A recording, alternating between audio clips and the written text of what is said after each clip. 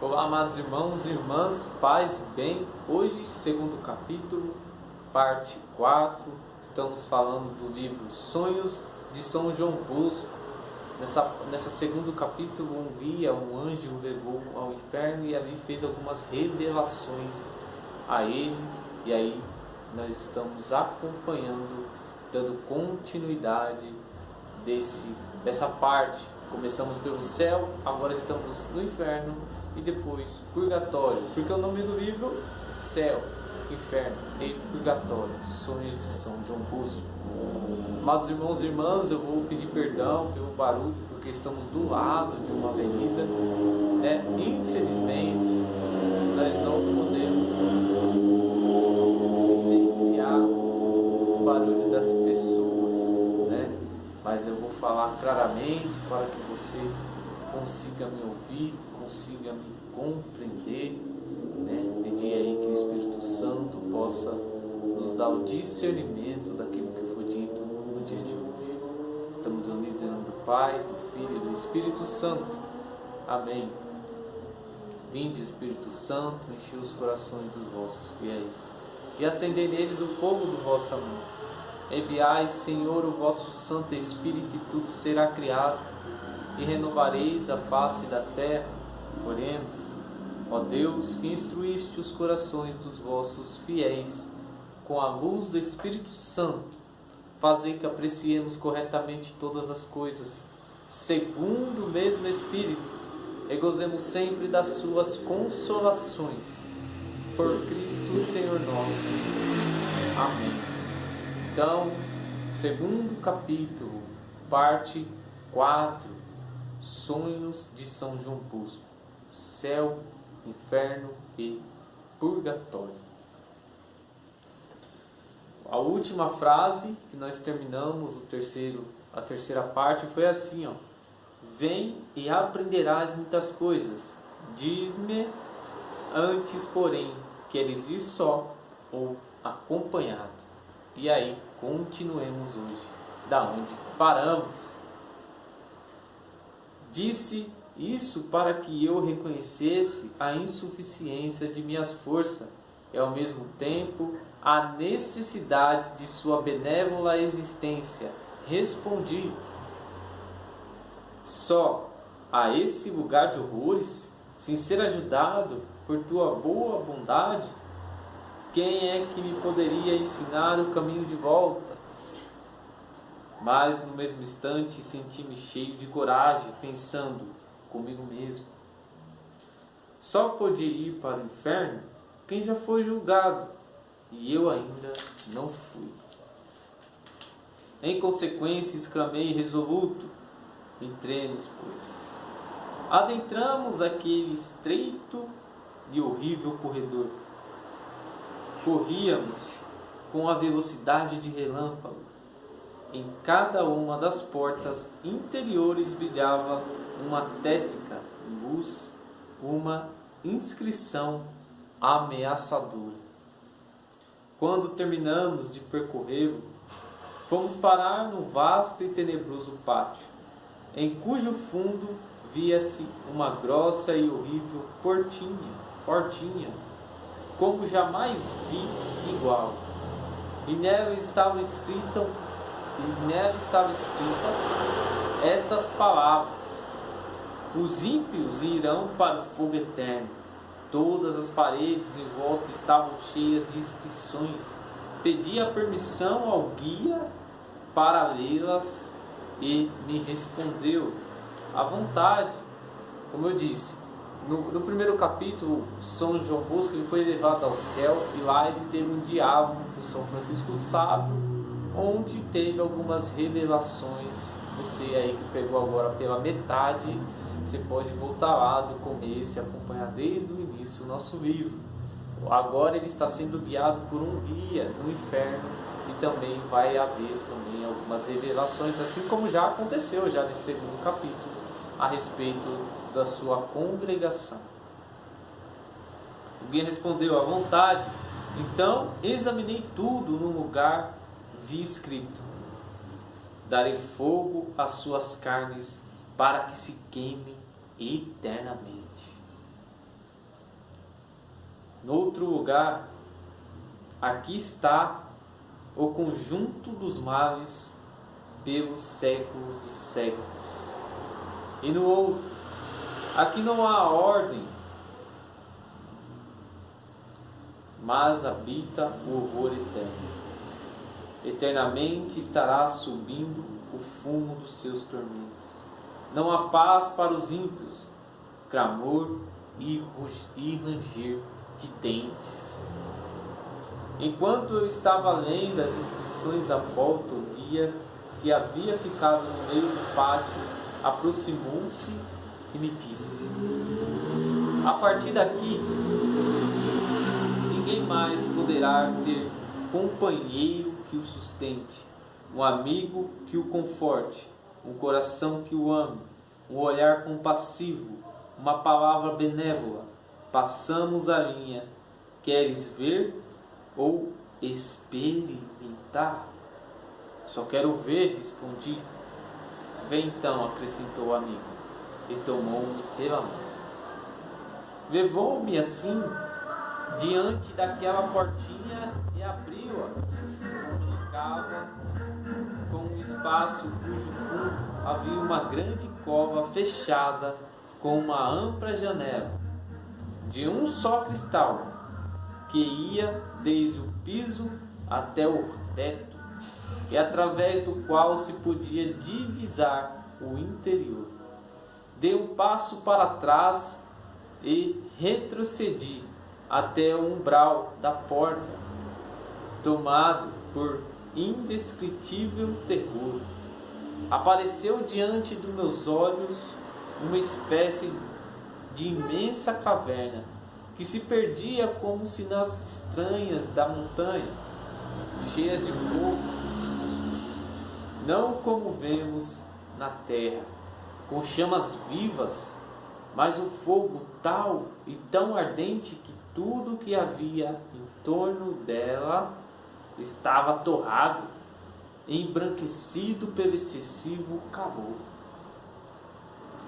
Paredes, tetos, chão, ferro, pedras, lenha, carvão, tudo estava branco e incandescente. Com certeza o fogo era de milhares e milhares de graus de calor, mas nada se reduzia às cinzas, nada se consumia. Não sou capaz de descrever aquela caverna em toda a sua espantosa realidade.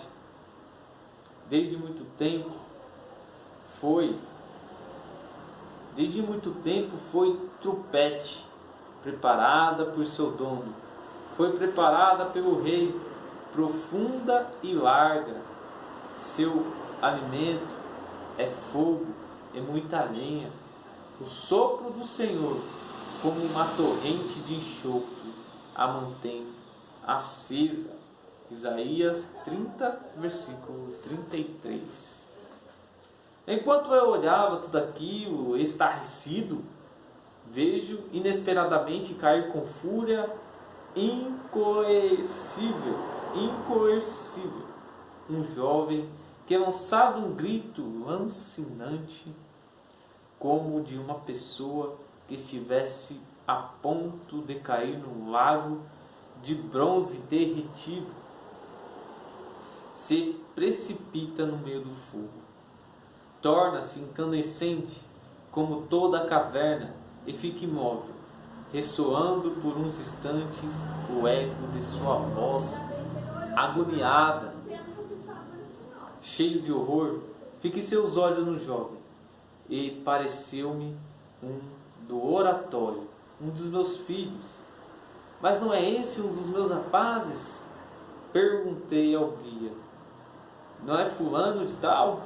Sim, ele me respondeu. E por que acrescentei?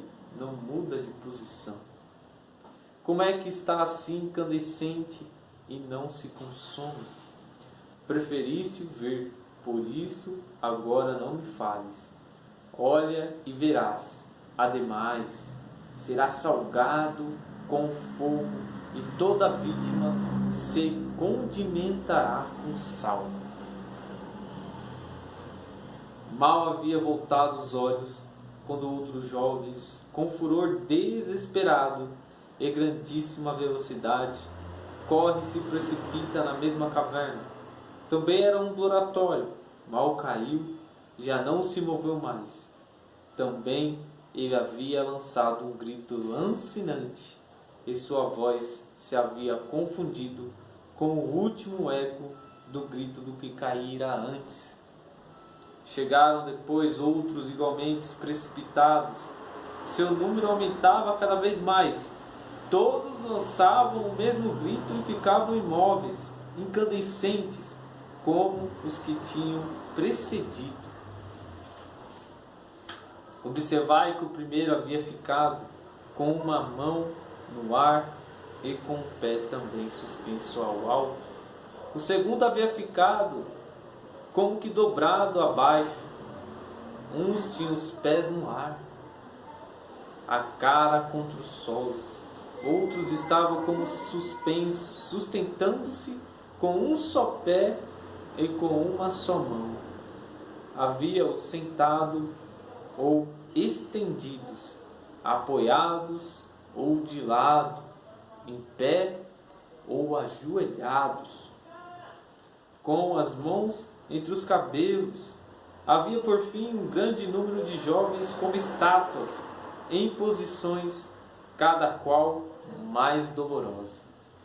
Vieram ainda muitos mais àquela fornalha, jovens que em parte eu escolhia e em parte me eram desconhecidos. Lembrei-me então do que está escrito na Bíblia: como se cai pela primeira vez no inferno, assim se estará eternamente. Nossa Senhora! Aumentava em mim o espanto e perguntei ao guia: mas estes que correm com tanta velocidade não sabem que vêm ter aqui? Oh sim, sabem que vão para o fogo. Foram avisados 1000 vezes, mas correm voluntariamente por causa do pecado, que não detestam e não querem abandonar, porque desprezaram e rechaçaram a misericórdia de Deus, que incessantemente os chamava à penitência. Por isso a divina justiça provocada os empurra, os insta, os persegue, e não podem parar enquanto não chegam a este lugar. Qual não deve ser o desespero destes desgraçados, sem a menor esperança de sair daqui? Exclamei. Queres conhecer as inquietações e os furores das almas deles? Aproxima-te um pouco mais, respondeu o guia. Dei alguns passos para a janela e vi que muitos daqueles miseráveis se golpeavam e se feriram. Uns aos outros se mordiam como cães raivosos, outros se arranhavam o rosto, se laceravam as mãos, despedaçavam as próprias carnes e as atiraram pelo ar com desespero. De repente, o teto da caverna se tornou transparente, como de cristal, e através dele via um pedaço do céu e as radiantes figuras de seus companheiros para sempre salvos. Os condenados bramiam com feroz inveja, porque os justos haviam sido olhados por eles em certo tempo como objeto de irrazão. O pecador verá e se encolerizará e seus dentes rangerão. Diz-me, perguntei a meu guia, como é que não houve nenhuma voz? Aproxima-te ainda mais, me gritou. Aproximei-me do cristal da janela e ouvi que uns rugiam e choravam, contorcendo-se, outros blasfemavam e imprecavam os santos. Aquilo tudo era um caos de vozes e gritos altos e confusos. Pelo que perguntei ao meu amigo: que dizem eles que estão gritando? Recordando a sorte de seus companheiros bons, vêm obrigados a confessar: nós, insensatos, considerávamos uma loucura a vida que levavam, e seu fim sem honra. Eis que foram contados no número dos filhos de Deus, e sua sorte juntamente com a dos santos. Nós nos afastamos, pois, do caminho da verdade. Por isso, gritam: corremos pelo caminho da iniquidade e da perdição. Perdemos-nos no caminhos difíceis e não conhecemos o caminho do Senhor. De que nos serviu nosso orgulho? Tudo passou como uma sombra. Eles são lúgubres cantos que ali ressoaram por toda a eternidade. Mas inúteis gritos, inúteis os esforços, inúteis os prantos. Aqui já não há tempo, há só eternidade. Enquanto contemplava, cheio de horror, o estado de muitos dos meus jovens, assaltou-me imprevistamente uma ideia. Nosso segundo capítulo, parte 4, vai ficando por aqui. Amados irmãos e irmãs, não perca nos próximos capítulos, está ficando bom demais. Depois que eu terminar o livro dos sonhos de São João Bosco, Céu, Inferno e Purgatório, eu vou vir com esse livro que vocês vão se surpreender, ó. Suma Daimoníaca, Tratado da Daimonologia e Tratado do Emanual de Exorcistas. Cara, esse livro aqui você vai acompanhar do começo ao fim junto comigo e você vai aprender muita coisa com esse livro. Então, logo depois do livro Sonhos de São João Bosco, eu vou começar com o livro Suma Daimoníaca. Tá bom? Se inscreve no canal, ajude o canal a crescer, divulguem, compartilhem, tá bom? Nos ajude aí a conseguir monetizar esse canal. Paz e bem, Deus abençoe a todos vocês. Até amanhã, se Deus quiser.